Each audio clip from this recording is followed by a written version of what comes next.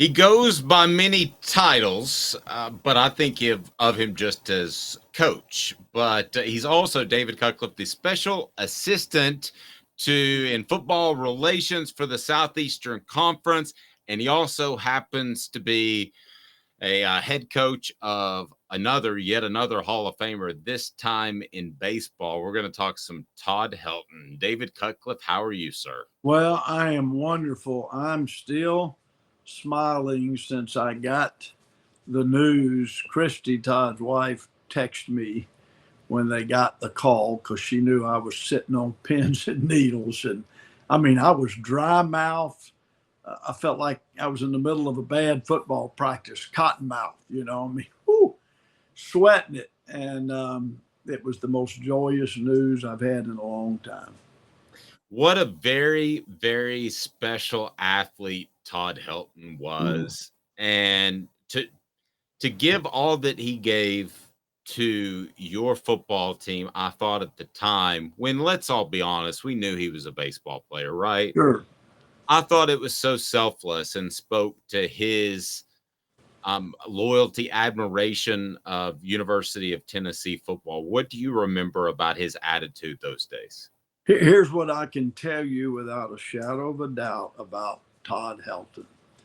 The thing that will please him the most, talking to a former teammate, won't be that, hey, man, wow, you ended up a Hall of Famer, No, football or baseball.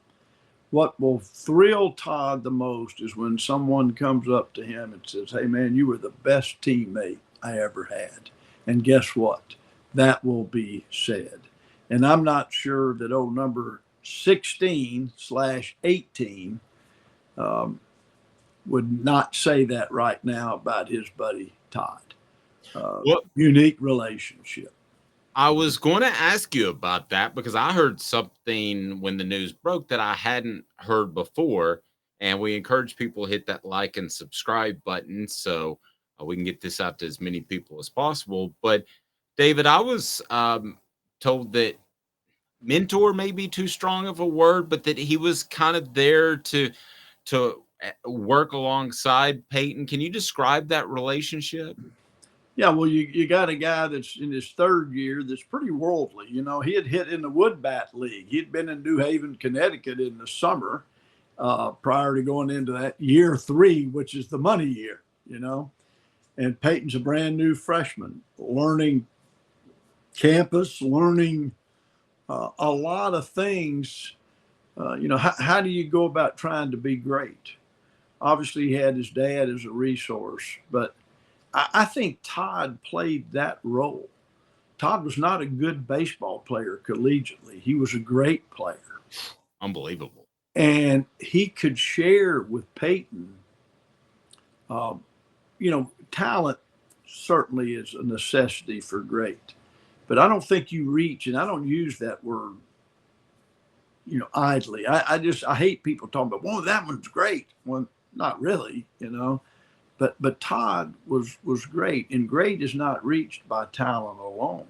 His preparation, his ability to focus on things he had to do to get better, I think was shared with Peyton Manning. Peyton was very interested in Todd from the beginning. This unique guy that could give or take football, but still knew what to do. And Todd had great vision in the pocket. I still think he sees in slow motion, which I think great hitters do. And there's no question Todd Helton influenced Peyton, not necessarily in the football parts of it, but in the great department and the kind of passion and focus. They had a lot of conversations now, and they got really close. They also have, to me, a similarity of, and I've been around both. I was around the Helton family when I was actually in high school. Todd and I are the same age. We both graduated, him from Central, him from Powell at the same time. I was at Levi Field, which is where the bad players went. He was at Inskip Field, which is where the good players went in baseball. Yeah. But I've been around Peyton too, and I don't know if it comes from their time together, but they kind of carry themselves the same way in that there's a really strong confidence, but it's not at all a cockiness. Yeah, there's a difference in arrogance and confidence. People confuse those way too often. Um, you know, and that's a good way. That's a good observation on your part. Um, there was never an arrogance in either one of them, even when the accomplishments were phenomenal. There wasn't an arrogance in Todd Helton yesterday, No. post vote being exposed. I think they, I think Peyton said it when he retired, and Todd was the same basic way. Nobody outworked him. That's the part of the confidence. That's confidence. Arrogance is talking yourself into thinking you've done something special, or you're special. No, confidence is knowing that you've done, and it's what my mother told me, and I shared this with Peyton and Todd as guys that played for me. There's a difference between success and achievement. And if things had happened differently yesterday, I was going to remind Todd of this. My mother, I got upset about not winning an award when I was in high school. Actually, I should have won, but that's another story.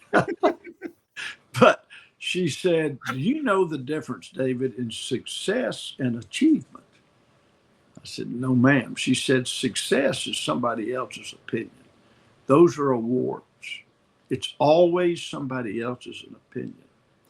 When you achieve, don't kid yourself, look in the mirror and know that you have absolutely done everything you can possibly do to be your very best. And sometimes your best can be pretty special. That's what achievement, and it's a whole lot more satisfying than success."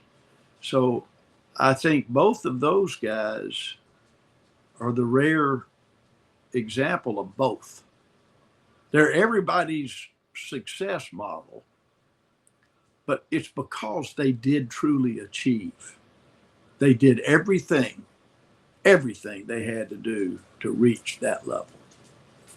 One of the things, and you and I have spent a bit amount of time together, but one of the things I didn't know about you is you grew up a big baseball fan, more so than football. Oh, absolutely. So this must have been extra special for you. Oh, I cried. I mean, I hate to admit that publicly, but I cried. I had a pastor next to me, and this is how, I mean, I didn't need video games and certainly didn't have them. I'd get my bat and my ball, and I'd walk into that pasture, and it turned into Yankee Stadium immediately. And I told Todd, I've played with all those guys. I've played with Garrick and DiMaggio and Mantle. I said, tell them all I said hello, man. And it was my dream. I had an uncle that was in the Indians organization. My dad's youngest brother was a great athlete. And I'll be honest with you, at 16, if somebody had told me I wasn't going to pitch for the Yankees, I would have bloodied their mouth before the sentence was finished. Okay? But God didn't see fit. But I do think that baseball was everything. It was the baseball game of the week, man. Pee Wee Reese and Dizzy Dean. And no matter where I was in the woods, my mother could really raise her voice and she would yell, "David, the ball game's getting ready to come on." And I would set land records to go sit in front of a 13-inch black and white TV is what we had, and watch every pitch and hang on every pitch. And every word that Dizzy Dean said, and him singing. By the time he hit the seventh inning stretch, he had enough Falstaff, which was one of the sponsors, that he was singing the Wabash Cannonball, which became my favorite song. So I was baseball everything growing up, Dave. What do you hope or think? And I know you're very humble, and this is a weird question to ask, because I'm somewhat asking you to compliment yourself. But what do you hope you imparted, or what do you think that you maybe contributed to his growth at that very key time at Tennessee? Well, I think true love. I think really understanding that somebody can really truly love you for nothing about what you do, but for who you are. I walked in recruiting Todd. He and I walked through the veterinary school because he had in his mind that if something didn't work out, he would have been a veterinarian. And I knew that. I knew that was deep in his soul. And he and I spent 2 hours going through there in the recruiting process. And then, hours of talking and listening to him. We went through the should I go now out of high school? I got real close to his grandmother, and I wouldn't even known the Padres were in town if she hadn't called me. And I tried to sidetrack that wreck, that coming straight out of high school. And I think those things, that just it's real. It's all about relationships. I tried to be a good teammate to Todd Helton, and so maybe I made that value important to him. That would be my hope. And I'm not trying to be arrogant, believe me. No. I know you're not. And coincidentally, this is a crazy coincidence, but a lot of Powell High School kids hung out with Central High School kids. Yeah. And I was on senior trip outside the room when he got the call for the Padres. And we were probably a bunch of kids doing things we shouldn't have been doing, David. I'm going to be wrong. I know what senior trips are. Yes. And I just remember thinking, well, he can't go to Tennessee now. He's a second round pick. So when you heard that, are you thinking, I've lost him? Yeah, my heart sunk. But I had talked to Martha a lot about it, his mom. And I talked to his grandmother. And I tried to be honest. I mean, one of the things in coaching quarterbacks, as well as you can never violate that trust, and with any part of their family. So I didn't know that it wasn't a better thing for him to go, but we did the with them because mom matters and grandma matters.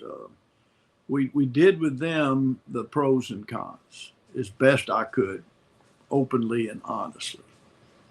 And if you look at track records, and one of the things that I didn't like was that you go to the minor leagues, you get a bonus, but you're not making a lot of money. You're playing with a bunch of older guys that got older guys' habits. You're getting on buses. You don't have somebody training you like you do collegiately. You don't have a Coach Cutcliffe watching you, making sure that you're not back on senior trip doing things you shouldn't do. So those were the values that they had to put on versus money. And I didn't try to convince them. I just laid that out there. And they talked all about it as a family, and Jerry and everybody's involved. But, I think for Todd's best interest, they obviously made the best decision. Money wasn't just thrown around then like it is today with the numbers. You know that. And so going from, I think, was he the third player taken in the second round or maybe the first or second? I don't know. But becoming a first rounder was a significantly different bonus. And it created, with his age, a better path to get that call up where he goes up and hits a home run in his first at bat, like Hall of Famers do. And so I didn't try to talk them out of anything. I just wanted them to know the pros and the cons. And I think Todd felt like he would be better served being in a collegiate environment. I really do. I think he felt that in his heart. He had another crossroad, which I think is very similar in that he followed his heart where maybe logic, you could have argued the other side. And that was when he signed the big contract with Colorado.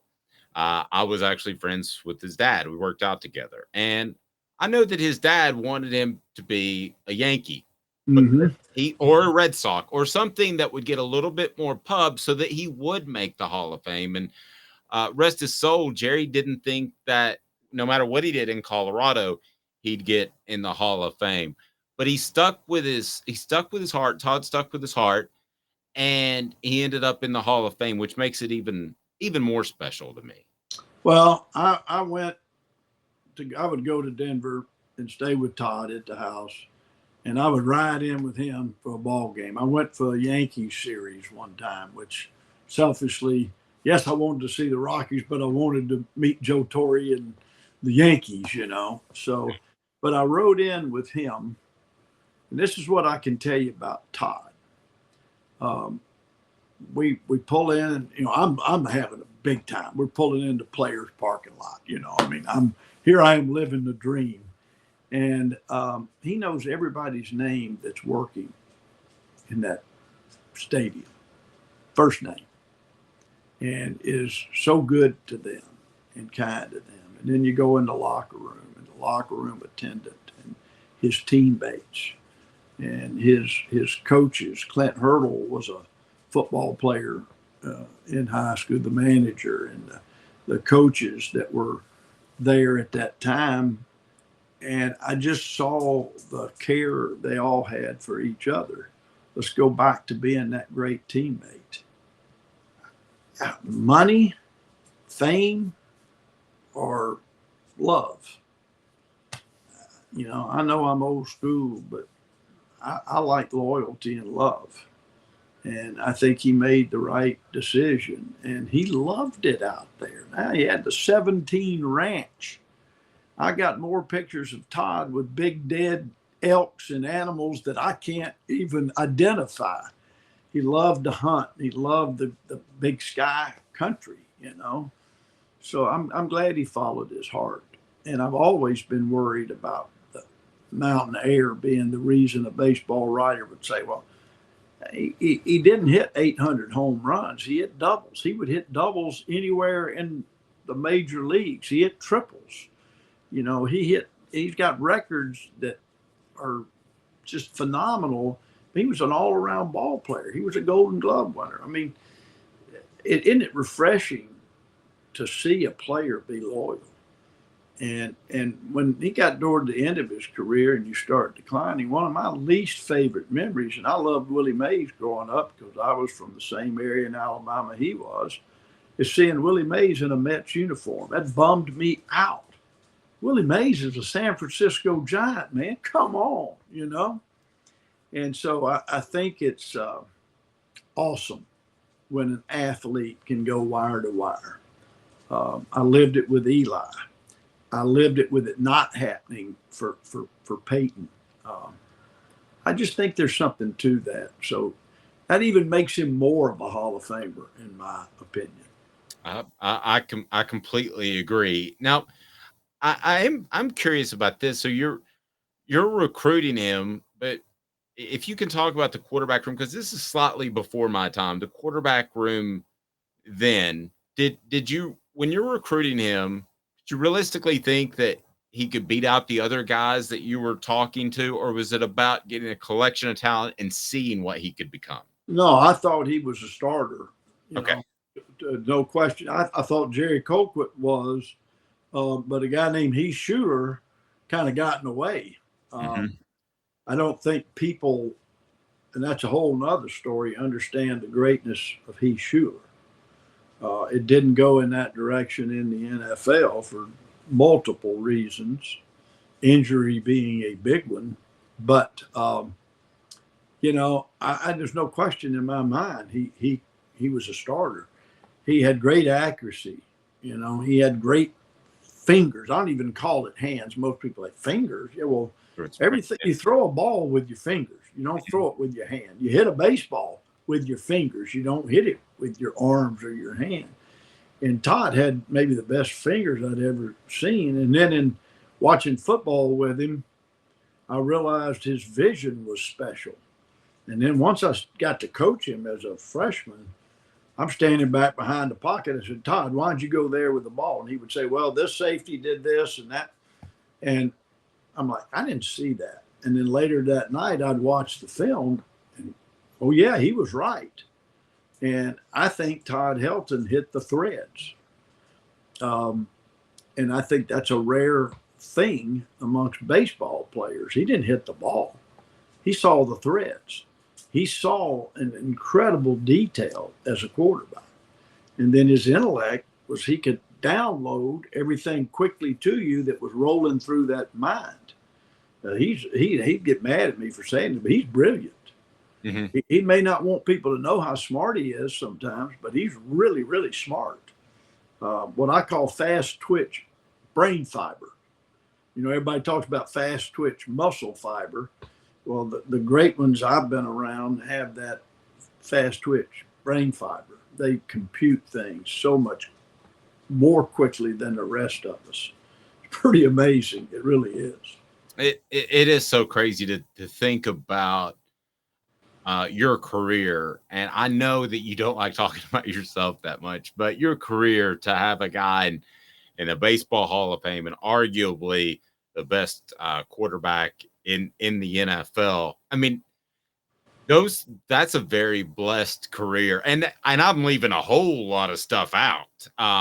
What you did with Eli, the fact that you made Duke. I mean, you've got a really unique, special career. When you look back on it, you've got to be incredibly appreciative, I would think. I don't go buy lottery tickets because I feel like I've already won it with people. I would not spend a dime to buy a lottery ticket. How dumb would that be when I have been so blessed to have all of these incredible people, both coaches and players, through the years that help your life be full. I think rather than that purpose for me being pitching for the Yankees like I wanted it to be, maybe my purpose is trying to help others fulfill their vision. I don't even like to call them goals. I think goals sometimes people won't appreciate this, but I think it's a bad approach. I don't think if you want to be great, you have to have standards. And those standards produce habits. And that's how we teach. And so I've been blessed to be around guys with really high standards. I mean, really high standards. And so I've learned more from them than they have from me through the years. I can promise you that. Well, I've never bought a lottery ticket either. So maybe I'm as blessed, or at least in the ballpark, no pun intended. With Todd, did you talk to him at any point about if all things were equal, if he were as good as one as the other, if the money was the same as the other, what do you think he would have preferred? Baseball. I mean, it came more naturally. It came without a pass rush. I wouldn't be able to catch a 100-mile-an-hour fastball, but he could hit one, right? Yeah, right. And I think that skill he knew. And he worked on that skill. When I would go stay at him with his house, he had a theater just to watch pictures. Oh, wow. He had a great library, and he watched pictures. And he referenced something Tony Gwynn told him yesterday in that announcement when MLB Network, I don't know if you saw it or not, when he mentioned, Tony Gwynn said, "What are you watching?" And he, "What are you trying to see the ball come out?" He said, "No, pick a spot." And I don't know if he said it, and Todd, I'm sorry if this is a secret, but he looked right at the tip of the bill of a cap to settle his eyes. And I had never heard that before. Tip of his cap? Okay. Tip of the pitcher's cap. The pitcher's cap. Okay. Yeah, you got to, what Tony Gwynn told him was to don't have your eyes all over the place. Your eyes, even throwing a football, one of the abilities is to have a solid base. And so you're not moving. One of the difficult things playing receiver is that your eyes are moving when you're having to catch a ball. So that takes a lot of work. But in hitting a baseball, your eyes have to be set and still, so your eyes go from that brim of that pitcher's cap to the ball, and it's stable. And so I tried that some. I still like to swing a bat every now and then, take a little BP, and I did with Todd when I would go out there. And I think I understand that, and I was a pretty good hitter along the way when I was playing baseball. But golly, watching those guys, and I took all of our equipment people at Duke to Atlanta to see the Braves and the Rockies play, and I had friends on the Braves side, and we had Todd and that staff I knew. So we got access to the field prior to the game and just went out there and watched batting practice. And oh my gosh, just the sweet swings, but how still their head is. Watch big time golfers. Mm-hmm. You can't sway. Their head is still. So I thought that was pretty interesting. He had never revealed to me that he had heard that from Tony Gwynn, and but he gave him credit yesterday for that. That is that's pretty awesome. That's an incredible story. I've never heard that before. Well, that's how I learned from these guys to talk to people that are doing anything exceptionally well. You learn something about coaching people, and I'm fortunate I came along in an era day. For me, I was single when I started at Tennessee, and we had film. I mean, rolls of film. You didn't get other people's film. They didn't pro teams wouldn't share film. The only way you could learn was to go to those places. So when we got vacation time, I didn't have anybody to vacate with. They started their camps. I would go to San Francisco and pester Bill Walsh and those guys and watch them, or go to Washington and watch Gibbs, or go to Miami and pay attention to what was going on with Shula. And it's interesting how much a lot of things taught went back to the eyes. And that would be a great story. And I've heard other great coaches talk about it, in sports excellence. It has to start right there. And I don't care what you do, basketball, baseball, football, picking the big three, but any sport. Tennis, can you imagine the eyes of those guys with those serves? Oh, yeah. If one of those guys had served at me, I'd be running. And I'd probably run right into the ball. Wouldn't see it quick enough to evade it. Or put a spin on it and you're halfway off the court and they hit you. Well, let me ask you what may be an unfair question. If things had have unfolded instead of a national championship winning coach, which you are, I don't care if you were actually at the Fiesta Bowl that you're not, and I wrote that in my book, which I got to send you a copy of. Would you have been a World Series winning manager? I think I could have. I mean, I'm not being arrogant.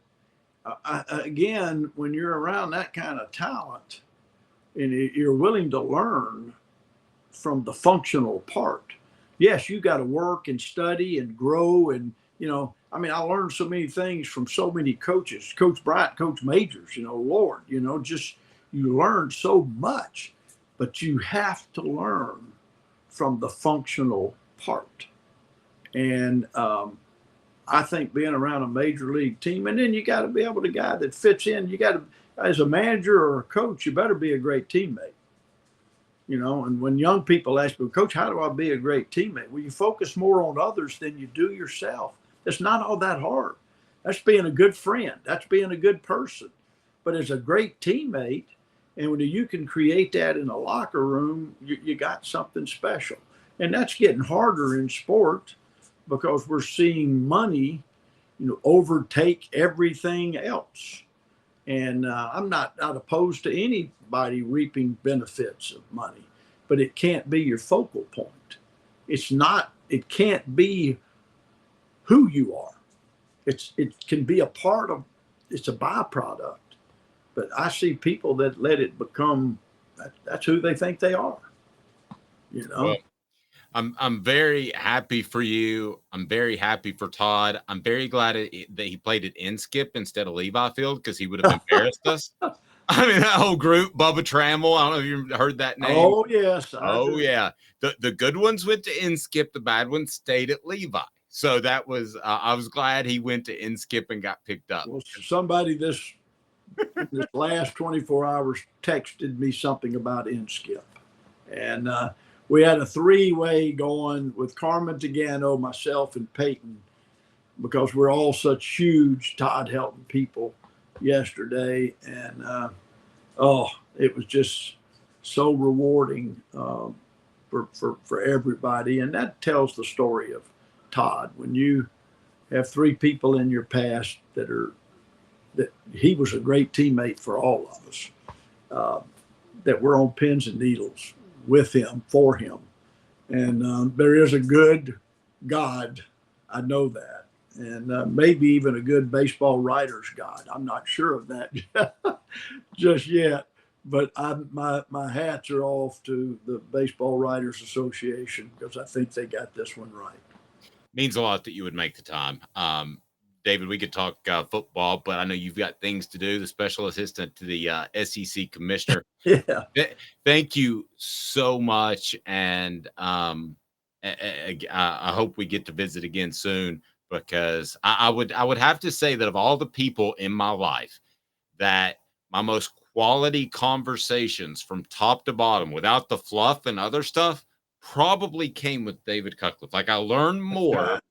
Yeah, I learned more and I became a better person for those conversations in all minute by minute than maybe anybody else. Well, that's very kind. And we were teammates on the radio. So, yeah, people forget that, I guess, but maybe a few in Knoxville still remember those times. I've still got the ratings. We slayed.